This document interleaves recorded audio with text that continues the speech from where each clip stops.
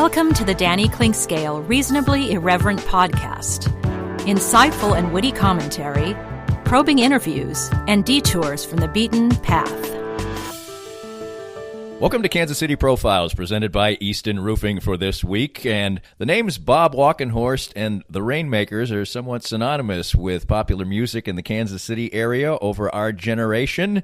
And certainly it's been an interesting ride for the native of Norborne, Missouri, a little ways outside of Kansas City, who made his way through Branson and on to Kansas City and then on to national, close to real super fame, a musical career that has kept going to this day and delighted area music fans for a long, long time, and music fans around the country and internationally as well, where the Rainmakers always had a tremendous following. They're still playing shows. We'll be playing this summer down at Knuckleheads soon in June. Really, it was a tremendous pleasure to catch up with Bob Walkenhorst and talk about his story that is a really kind of musical odyssey through the Midwest and on into parts far and wide. An interesting conversation, to say the least, one I very much enjoyed, and you get to share it with me coming up next. If you are looking for quality work on your home by a local company that values integrity as well as quality, then Easton Roofing is the easy choice. You're not just a number or contract to Easton, where no job is too big or too small.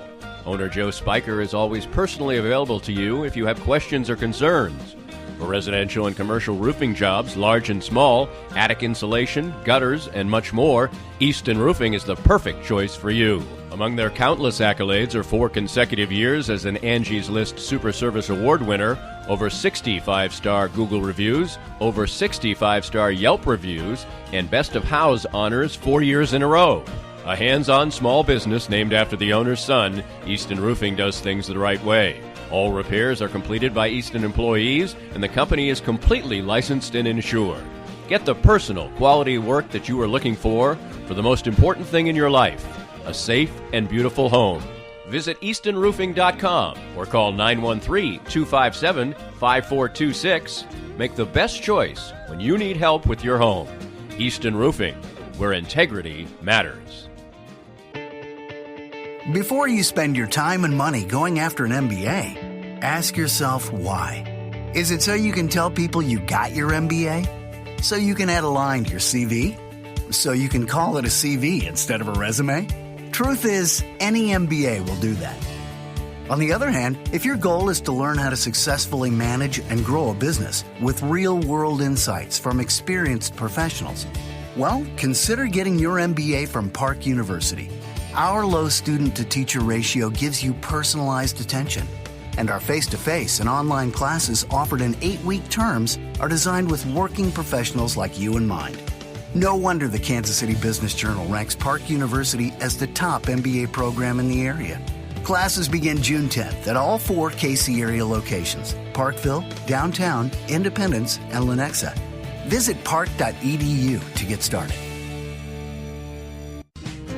Get a refreshing change of your expectations of a sports bar and restaurant at the 23rd Street Brewery in Lawrence. Matt Llewellyn's welcoming spot at Clinton Parkway and Cassold covers all the bases, like their own handcrafted beers and all the televisions you need for great sports viewing. But it's the large, varied, and delicious menu that stands apart. From a favorite of mine like the awesome ahi tuna appetizer to great sandwiches, outstanding pizza, and truly fantastic entrees, the 23rd Street Brewery has it all. Matt and his friendly staff make it that much more enjoyable.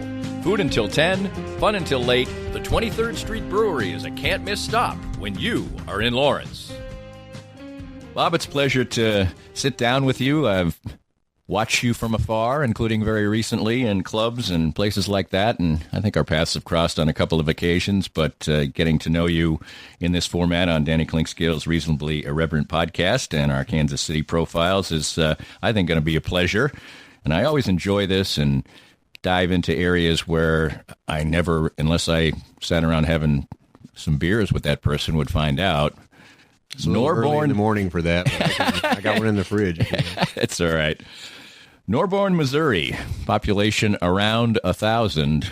What was it like being 5-6-year-old Bob Walkenhorst in Norborne? You know, I tell people that I grew up in Mayberry, but I had both parents.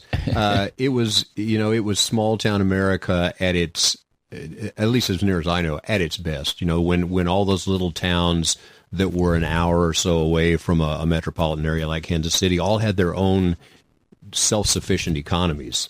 Lumber yards, car dealerships, grocery stores, dentists, doctors, every town had their own. We would only come to Kansas City maybe once or twice a year, even though we were only an hour away. Just that long ago, which was the 1950s, into the 60s and the 70s, those towns really all just were self-sufficient. And so I feel like I grew up in a really good time to be in a small town, in that there was a real diversity of incomes, education, racial diversity in the little town I grew up in.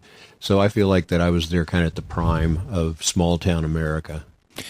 And you described it sort of a Mayberry-like existence. Was it, Ozzie and Harriet, Leave It to Beaver type of parental situation, or how would you describe it? Yeah, very much. My parents were, I think they were a real good example of a good partnership. My dad and I are a lot alike. Even though he's been gone a long time, I can still feel him around me all the time. He loved music, loved working with his hands, treated my mom really well, treated me and my brothers really well, was respected in the community, knew that he felt that sense of duty to his community, that he needed to be a part of it and contribute to it. And I think that I learned that at an early age. So yeah, it really was a very safe and secure and encouraging type of home life that I had. Brothers, get out there and sing, kid. That's what you know how to do. Get out there and sing.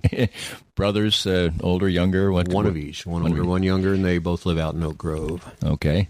And where do you stack up age-wise with them? My little brother's 3 years younger. My older brother's 2 years older. Oh, okay. And kind of perfect. Yeah, I am, the middle kid, and we all loved music. I just loved it more. Right. Yeah. Where did that come from? You mentioned your dad loved music. When did you, standard issue, start playing piano lessons, or what? How did it start for you? Well, my first public performance is when I was 3 years old. Wow. I had a ukulele and a coonskin cap, and I stood in front of the Farm Bureau banquet in Norburn, Missouri, and sang 16 Tons by Tennessee Ernie Ford, which to this day I still sing. So right. I mean, I know you do a hard rock version of that. I know that. We have something in common. I got my first radio paycheck when I was 5 years old. So, wow. So there we go. You got a paycheck. That guy's got a piece of pie. That sounds like Norborn. Yeah, when did you sort of get the feeling that this might be, you were performed at 3. When did you just have an idea as you were going through elementary school and into your more formative years that this was something that was going to be real? It was always a thing that I did. Because I started singing in front of people, even though it was just in the small confines of my little town and church and school and Farm Bureau banquets and things like that, the idea of getting up in front of people was real comfortable for me. And it was my identity. That was the thing I did. I was the kid who sang. So it wasn't like there was a decision somewhere along the line that I think I'll do music for a living. I just have never done anything else. And I've never loved anything else, any kind of occupation as much as I've loved that. And it's just been a part of me for such a long time. I can't really separate it from myself. I've learned to separate it from myself. I think that that's something that as you have a longer life as a musician, you learn, okay, that's me, the musician, and this is me, the partner and the father and the member of the community. That there really is a dividing line that you have to learn. I did have a musician friend of mine say, you got to know who you are when you don't have a guitar in your hands. And I thought, that's the best advice I've heard all day.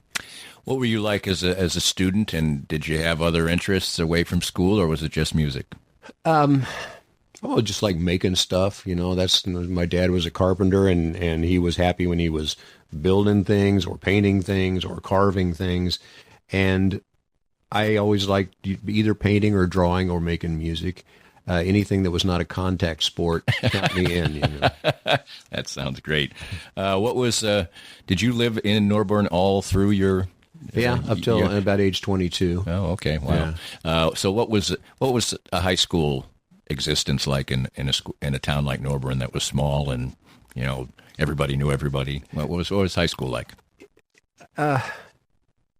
It was very supportive. The high school band, maybe had 30 or 50 kids in it, but my band director was like, you guys can play complicated things. We just have to practice. And so my school situation was very much believing that you can do these really difficult things if you work hard at them. There was only a few kids in my town that played rock and roll. That was kind of like, ooh, those are the rock and roll guys. And I was always quite fascinated by the older guys, and there were only a few, a little older than me, who were playing in rock and roll bands. And I thought, how do I get to do that? How do I take that first step to play down at the VFW hall at the county seat? It all sounds very quaint now, but that really was my roadmap. It's like, okay, I have a little set of drums. Now how do I get guys to play guitars with me? And I quite enjoyed the trip of figuring out which guy was the guitar player, which guy was the bass player, and having bands in high school and early college days. Yeah. So did you play, you obviously eventually were a drummer. Did you play drums in the high school band? I actually started as a drummer. I played drums before I played guitar, and loved the drums, loved Ringo. I'm from that Beatles generation, Ringo and Charlie Watts, and and even my parents watched the Lawrence Welk show. That was our Saturday night thing. We watched the Lawrence Welk show, and the guy that played the drums in the Lawrence Welk Orchestra, I was always like, man, that's the coolest guy. Well, no one else in the band is cool, but that guy is cool. That's amazing. And I should know his name. I'm forgetting it right now. Yeah, great drummer. We didn't do that, thank goodness. You turn it on and then turn it off. So, Mitch Miller maybe, but how about high school from a social standpoint? Those small town high schools, and particularly in the 60s and 70s when I was growing up there, it was sports, very sports oriented, but they didn't neglect the arts programs. There was a good art teacher and there was a good music teacher. Our high school band would win awards across the state, and we would go on these little tours and take our high school band to other little high schools and play. So I had my role. I was the guy that played drums. I was the guy that sang. I was the guy that drew pictures. So that was my identity in high school, which was good to have an identity. It's good to have a social system that identifies who you are and lets you be that person. So when did you finally find your guitarist and your bass player and play at the VFW? Well, I found a guy that owned a guitar that couldn't play it, and I owned drums that he could play. So he took my drums, I took his Rickenbacker and his Fender amp, and so my first band, I was actually the guitarist, and I had just started on guitar, but I could play some amount of guitar. So I actually started in my first band. I was the guitarist. And what was the name of that band? Do you remember? That band was called Fantasia. Whoa! With a PH. Wow, there you go. And strange little story. Very heavy. We were very serious about our music, quite influenced by King Crimson and Moody Blues and things like that. So we came up to Damon Studios in Kansas City, which was in the late 60s, early 70s, and actually going back to the 40s. Damon Studios and the Damon record label was a big deal. I mean, do you know any of that history? No, I don't. You got to check that out. It's a cool story. There was a guy named Vic Damon who bought Not Vic Damon. Vic Damon. Vic Damon, yeah. And his son George was the engineer later on, and Vic recorded Marilyn May and a lot of the other Kansas City jazz scene, and then stayed in business and recorded Brewer and Shipley and really a lot of guys my age made their trek to Damon Studios, and I think it was at 14th and Grand or somewhere there, and it was underground.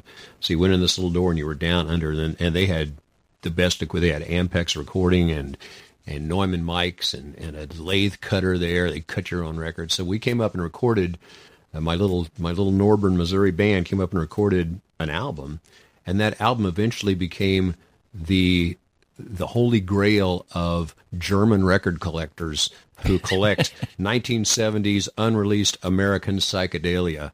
Our band became, it's like, how did that get to Germany? I don't know. But yeah, it's funny, those things in music, where it goes. You have no control where it goes. Throw it out there.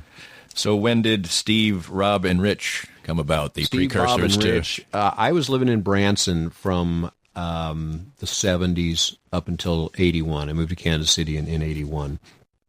And I moved up here with the idea of, I mean, I was already... Just a quick back, when you were in Branson, did you just do your own thing? No, I worked at Silver Dollar City. Oh, okay. And worked some of the nighttime shows there and really learned